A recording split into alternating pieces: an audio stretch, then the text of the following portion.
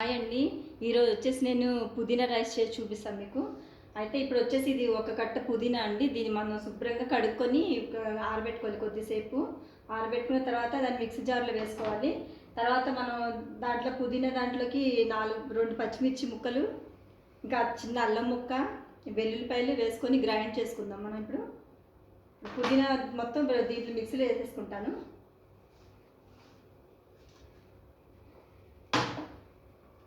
Already first మనం rice prepare చేసి పెట్టుకోవాలండి. ఇట్లా రైస్ వండుకొని ఇట్లా పొడి పొడిగా అయ్యేలాగా, మంచిగా మెత్తగా లేకుండా అన్నం ఇట్లా పొడి పొడిగా ఉంచుకునేలాగా ఫస్ట్ రైస్ వండుకొని పక్కన పెట్టేసుకుందాం.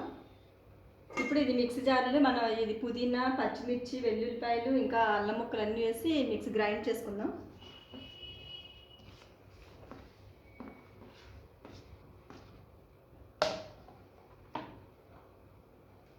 అల్లం ముక్కలు, వెల్లుల్లిపాయలు ఒక 8 వెల్లుల్లిపాయ రెబ్బలండి ఇవి 2 పచ్చిమిర్చి ముక్కలు, కొద్దిగా జీలకర్ర వేసుకుందాం. ఇది హెల్త్ కూడా చాలా మంచిదండి. తింటే పుదీనా పచ్చడి కానీ ఇట్లాగా రైస్లా చేసుకొని తింటే చాలా బాగుంటుంది. ఇందులో కొంచెం వాటర్ పోసుకున్న గ్రైండ్ చేసుకోవచ్చు, లేకపోతే ఎట్లాగో పుదీనా కొంచెం తడిగా ఉంటుంది కాబట్టి వాటర్ కూడా దీంట్లోనే వస్తుంది. ఇప్పుడు దీన్ని గ్రైండ్ చేసుకుందాం. ఇట్లాగా పేస్ట్లా పట్టుకోవాలండి. దీన్ని మిక్సీలో కొంచెం ఇట్లాగా మరీ మెత్తగా కాకుండా కొంచెం ముక్కలు ముక్కలుగా ఉన్నట్టు ఇట్లా ఆకు తగలాలి. దీన్ని పక్కన పెట్టేసుకొని ఇప్పుడు మనం ప్యాన్ పెట్టుకుందాము. స్టవ్ వెలిగించుకొని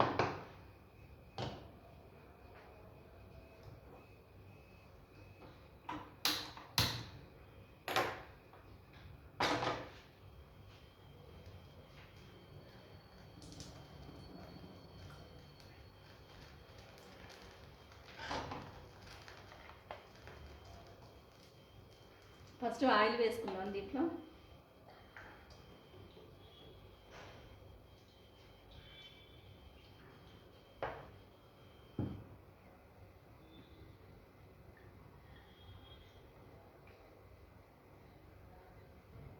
ఒక స్పూన్ పల్లీలు వేద్దామండి. ఫస్ట్ పల్లీలు వేసుకుంటే అవి కొంచెం వేగాలి కదా, పల్లీలు కొంచెం లైట్గా వేగాలి నూనెలో.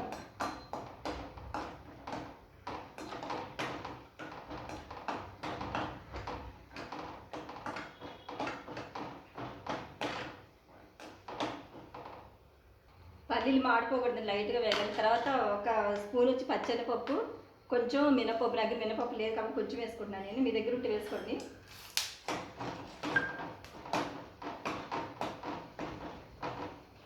ఈ వేగుతుండగా జీలకర్ర కూడా వేయాలి. ఆవాలు, జీలకర్ర వేసుకోవాలి.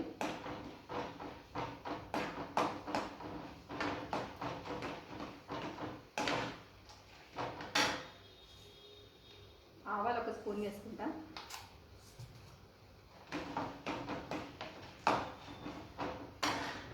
కొద్దిగా ఇందాక జీలకర్ర ఆల్రెడీ దాంట్లో వేసాం కాబట్టి కొంచెం వేసుకుంటున్నా.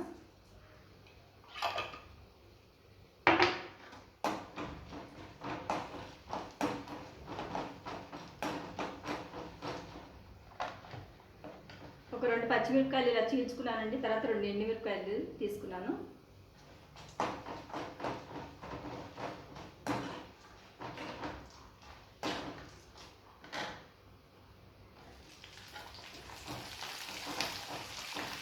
తర్వాత 2 ఎండుమిరపకాయలు, తర్వాత కరివేపాకు,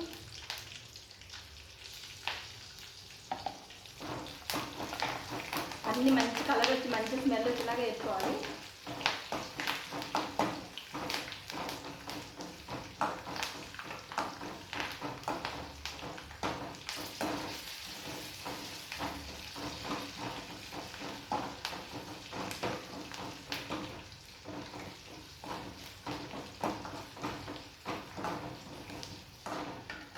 దీంట్లోనే ఒక స్పూన్ పసుపు కూడా వేసేస్తారండి. అంటే 1/2 టీ స్పూన్ పసుపు వేసుకుంటున్నా. కొంచెం పసుపు కొంచెం ఎక్కువ ఉంటేనే బాగుంటుంది కలరు.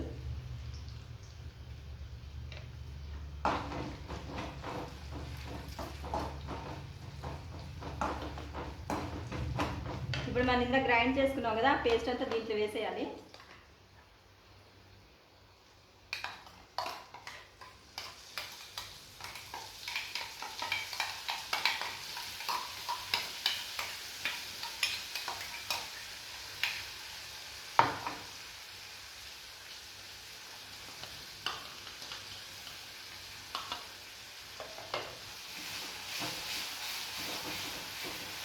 కలుపుకోవాలండి. ఇది మొత్తం దీంట్లో ఉన్న వాటర్ అంతా పోయి కొంచెం ఆయిల్ పైకి వచ్చినంతసేపు మనం దీన్ని వేపుకుంటూ ఉండాలి. ఒక 2 నిమిషాలు.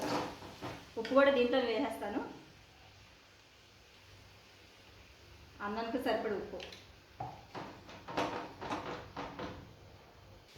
చూసారు కదా, పుదీనా మొత్తం ఇట్లాగా నూనెలో మొత్తం వేగిన తర్వాత ఇది మనం పక్కన పెట్టేసుకొని అక్కడ రైస్లో కలుపుకోవాలి.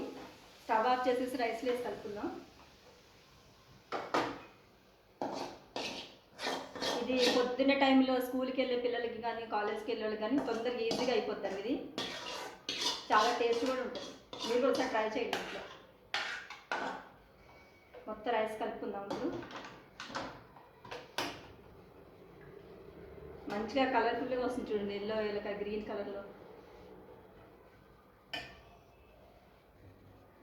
రెడీ అయిపోయిందండి, పుదీనా రైస్ రెడీ.